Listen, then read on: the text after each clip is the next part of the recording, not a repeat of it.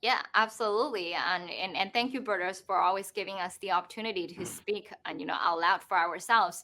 And for anybody who is interested in the new federal state of China, please log on to our official website, nfscofficial.com. You can also find speak.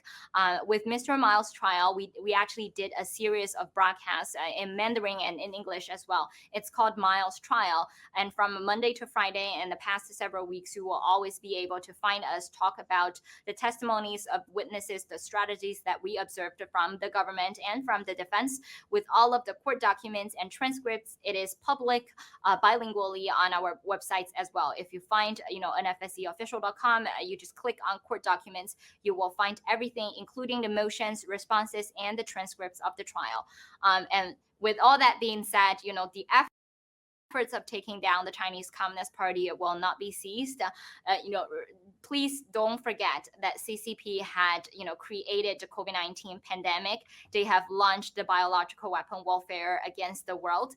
And Mr. Miles and the new federal state of China was the first one to confirm that the CCP virus came from Wuhan lab, from CCP military, from People's Liberation Army. And Mr. Miles was the first one who speak publicly about Xinjiang's concentration camp, Hong Kong student protests, and all of these disappearing and murder from the Chinese Communist Party to Chinese businessmen and public figures.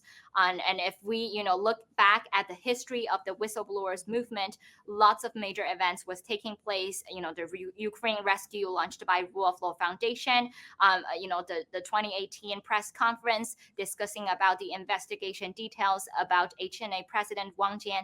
All of these are highlights of the whistleblowers movements and marking the efforts of our Chinese whistleblowers to expose the lies of the Chinese Communist Party. So we will continue to fight, continue to bring the truth that we learned from our heroes, who shared information with us, from China.